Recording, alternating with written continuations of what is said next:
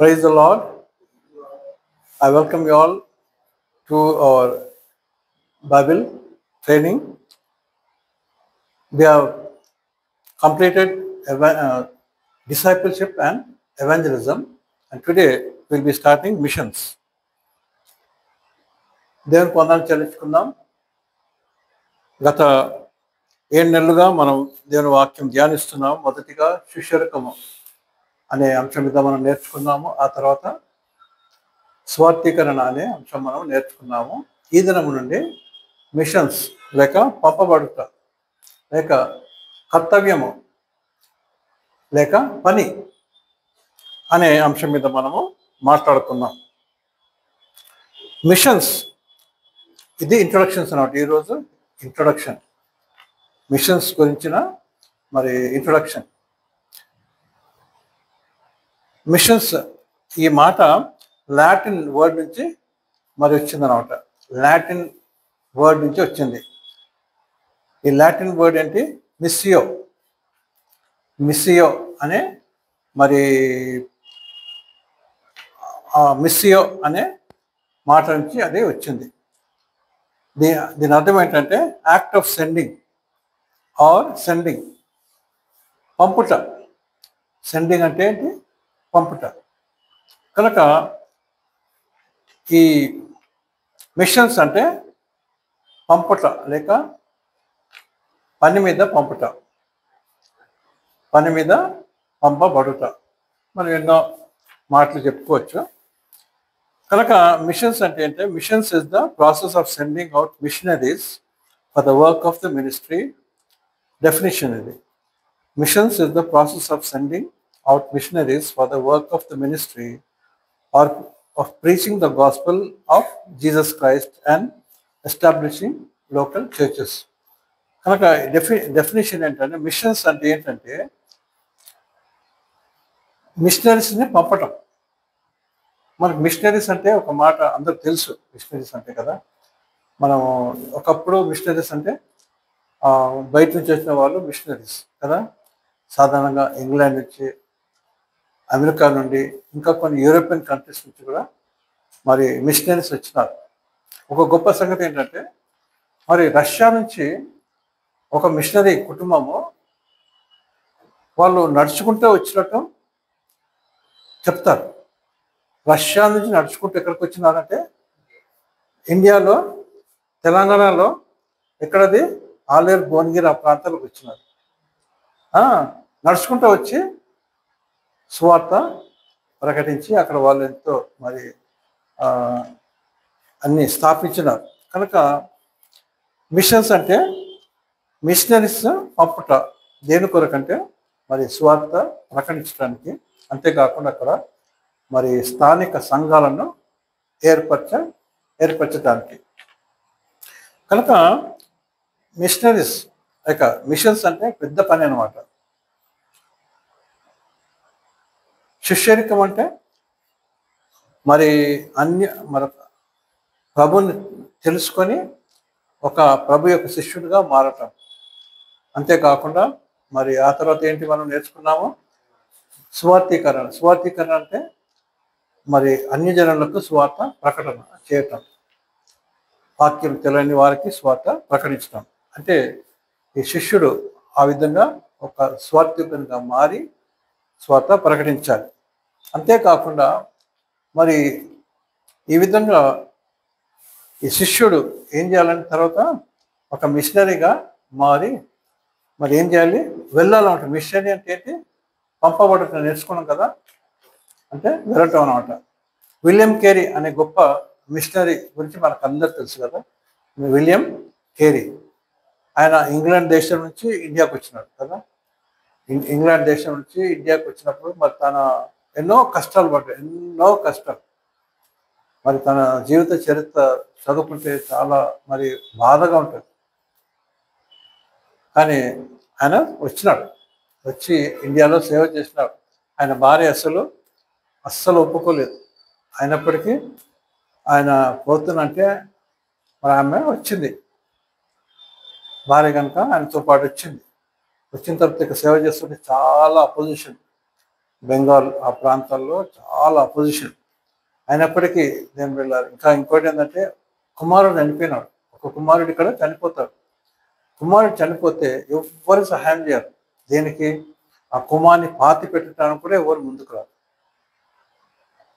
ఆయన ఒక్కడే గుంత తీసి ఆయన ఒక్కడే ఆ కుమారుని చిన్న బాబుని సమాధి చేస్తాడు. అంటే ఆ విధంగా ఉంటుందన్నమాట. ఏంటి మరి స్వార్థీకరణలో మరి ఎన్నో ప్రాబ్లమ్స్ వచ్చినాయి. ఎన్నోసార్లు మరి ఆయన బైబిల్ తర్జుమా చేసినాడు. బైబిల్ అనేక భాషల్లో, బెంగాలీలో, కొన్ని తెలుగు, ఈ విధంగా మరి చేసినప్పుడు ప్రింటింగ్ ప్రెస్ మరి ఆ ప్రింటింగ్ అక్షరాలు కూడా తయారు చేసినాడు. అన్నీ చేసిన తర్వాత కూడా ఏం చేసినారంటే ఆయన్ని కాలబెట్టినారు. దుండగులు ఏం చేసేసినారు? కాలబెట్టేసినారు. అంటే ఈ పని కావద్దని అంత అయినప్పటికీ ఆయన సేవ చేసుకుంటూ ముందుకు వెళ్ళాడు. కనుక దేవుని పిల్లారా, ఎందుకు ఈ స్వార్థికన మనము చేస్తున్నాం, లేక ఎందుకు ఈ మిషన్స్ పని చేస్తామంటే మత్తయి సువార్తలో మనకు తెలుసు కదా. మళ్ళీ వెళ్దాం. అదే మూలవాక్యం మనకి. ఇది మత్తయి సువార్త 28వ అధ్యాయము 18, 28, 18, 19, 20 చదవండి బ్రదర్.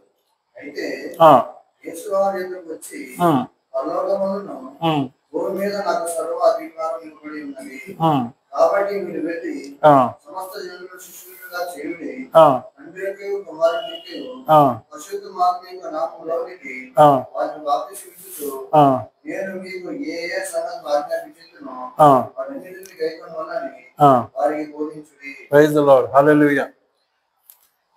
కనుక ఇక్కడ చూస్తున్నాం. అది చదువుతాం ఇంగ్లీష్లో. And Jesus came and spoke up to them, saying, all power is given up to me in heaven and in earth. Go therefore and teach all nations, baptizing them in the name of the Father and on the Son and of the Holy Ghost, teaching them to observe all things whatever I have commanded you. And I am with you always, even unto the end of the world. Amen. కనుక ఇక్కడ ఏం చూస్తున్నామంటే యేసు ప్రభువు చెప్పిన మాట మనం చూస్తున్నాం. మత్తయి సువార్త 28వ అధ్యాయంలో 18, 19, 20 మనం ఏం చూస్తున్నామంటే యేసు ప్రభువు ఏం చెప్తున్నాడు? మీరు వెళ్ళి సర్వలోకానికి ఏం చెప్పిందో సువార్త ప్రకటించండి, అంతేకాకుండా శిష్యులుగా చేయుడి కదండి. ఏం చెప్పినాడు? శిష్యులుగా చేయండి. అంతేకాకుండా నేనేమేమి చెప్పినానో వాళ్ళకి మీరు నేర్పించండి, బోధించుడి అని చెప్పినాడు. బోధించుడి అని మరి అంతేకాకుండా వారికి బాప్తిజం ఇవ్వాలని చెప్పేసి యేసు ప్రభు కొన్ని విషయాలు చెప్పి మరి వాళ్ళని మరి పంపించినాడు. అదనమాట. అక్కడ ఏం చూస్తున్నాం మనము?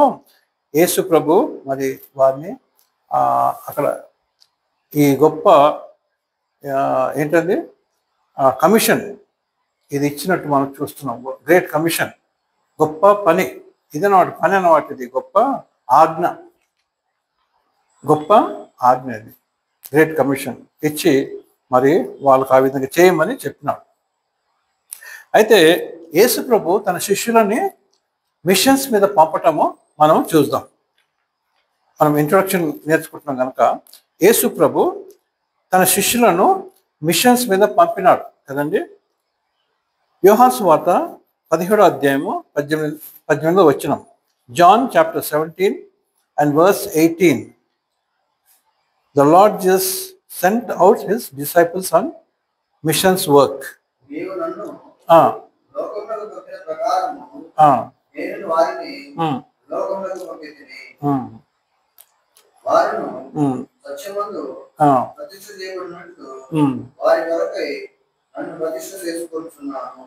ఇక్కడ ఏం చూస్తున్నామంటే యేసు ప్రభు అంటున్నాడు, as you sent me into the world, I also have sent them into the world.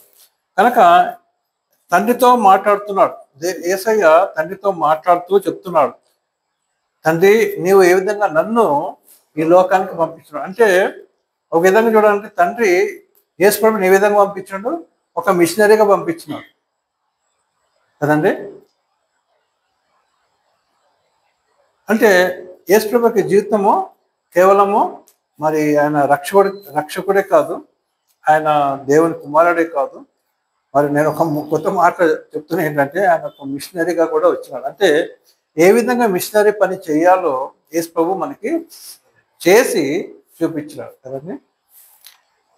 As you sent me in to the world కదా, ఏమంటున్నాడు, నీవు నన్ను పంపిన విధముగానే ప్రకారము నేనును వారిని లోకమునకు పంపితిని. వారిని అంటే ఎవరిని? శిష్యులను. యేసు ప్రభు దగ్గర ఎన్ని శిష్యులు ఉన్నారు? ఎంతమంది? 12 మంది శిష్యులు ఉన్నారు. మరి ఆ తర్వాత ఇంకో చోట కూడా చూస్తాం 70 మంది శిష్యులు ఉన్నారు కదా. 70 మంది శిష్యులు ఉన్నారు.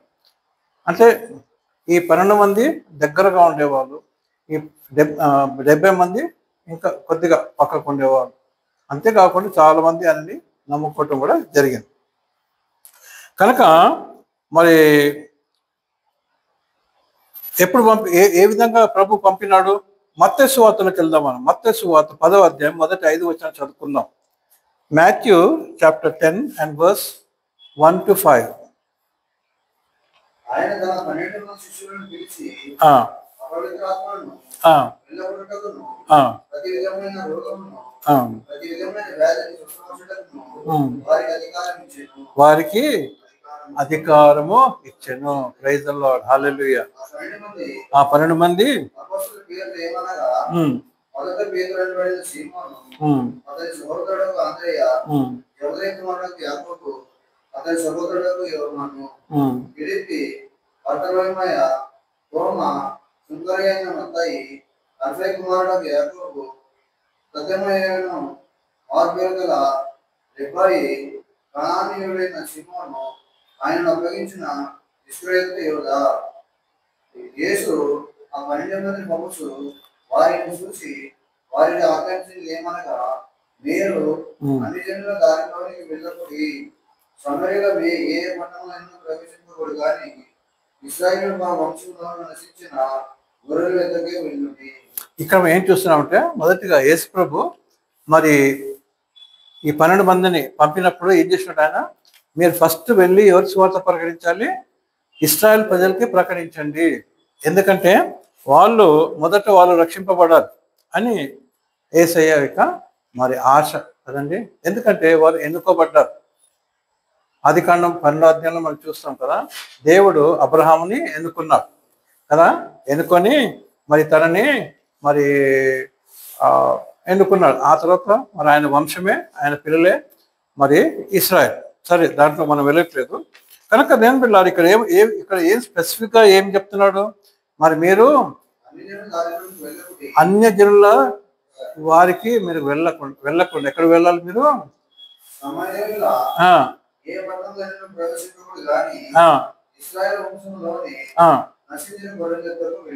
ఇశ్రాయేల్ ప్రజల దగ్గరికి వెళ్ళండి, నశించిన గొర్రెల దగ్గరికి మీరు వెళ్ళండి. ఎంత చక్కగా చెప్తున్నారు కదా.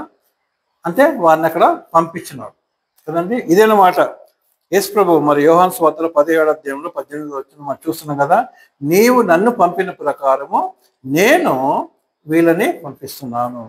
ఇంకొక చోట కూడా చూద్దాం. లూకా సువార్త 10వ అధ్యాయము మొదటి 3 వచనాలు. యేసు ప్రభు ఏ విధంగా పంపినాడో ఆ మాట మనము ఇక్కడ రెఫరెన్సెస్తో పాటు మనం చదువుకుంటున్నాం. ఎంతమందిని? 70 మందిని.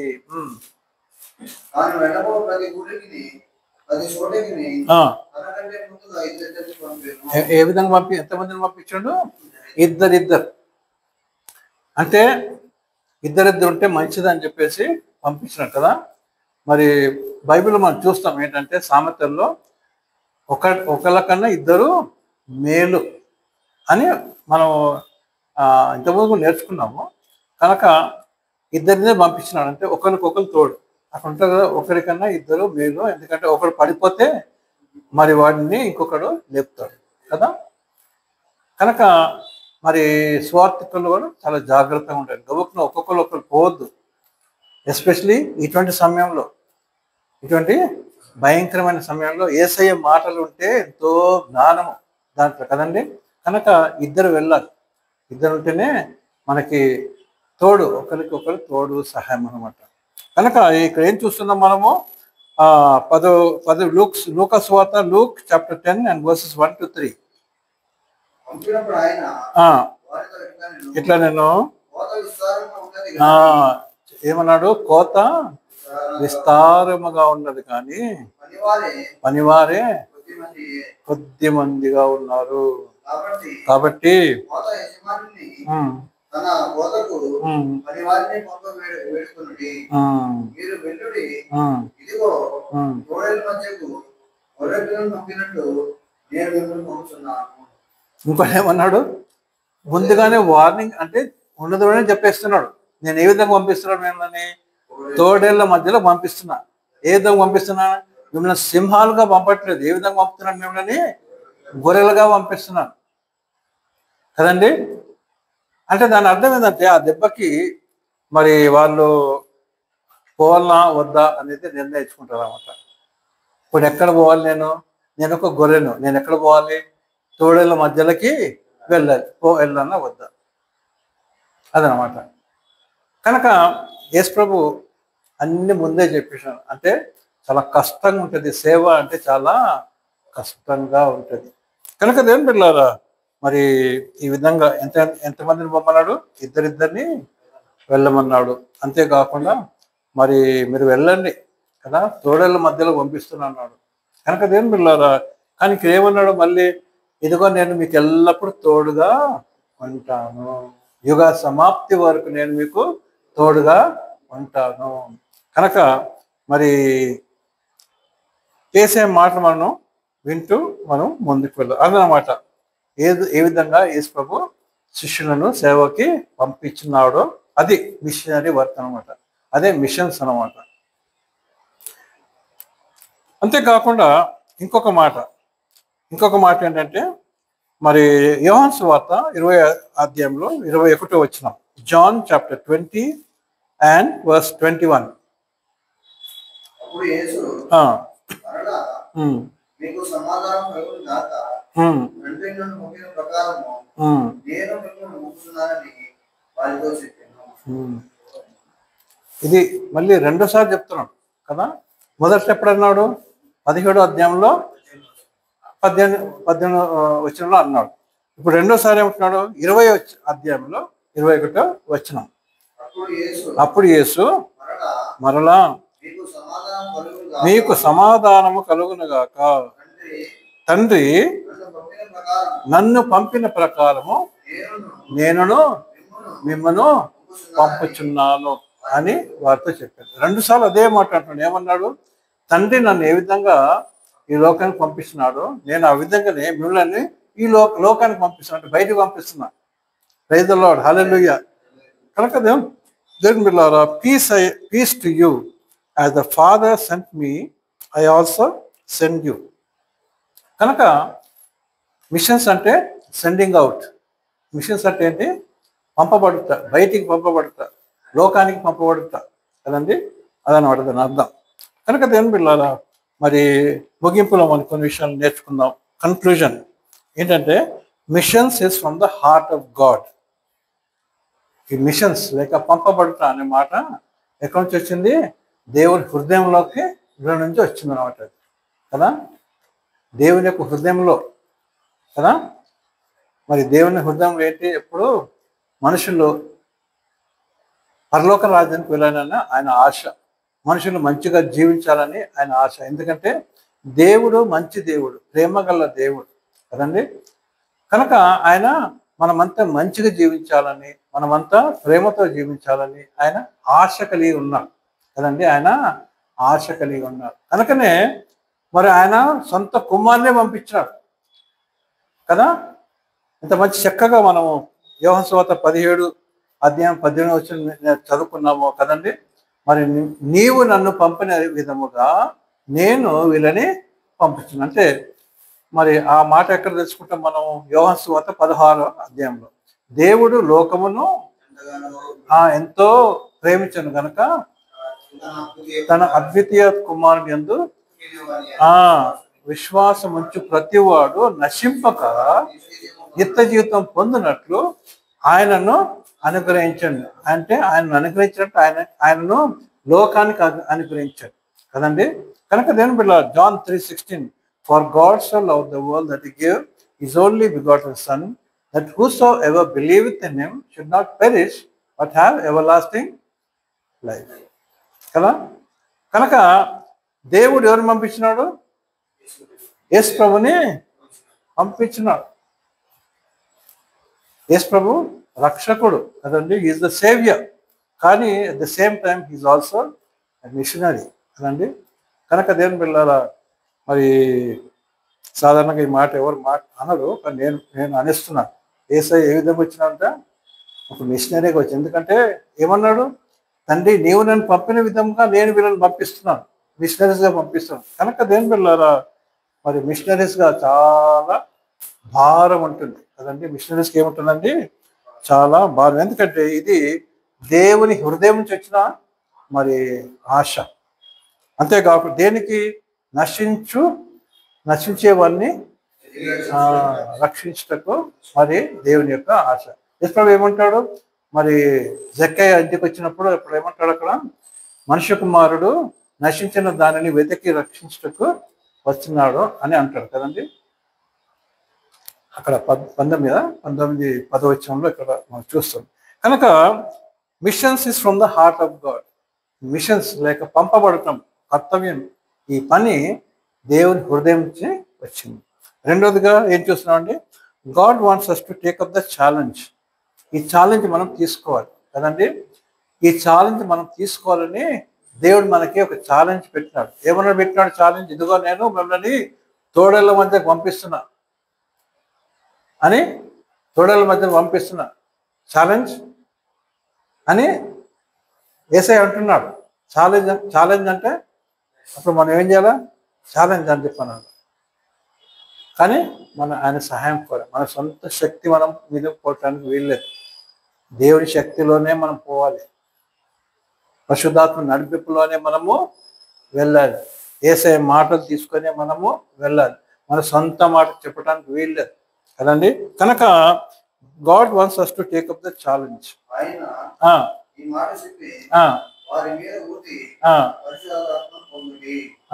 చూడండి ఇంకేమన్నాడు? మరి ఈ మాట చెప్పేం చేసినాడంట?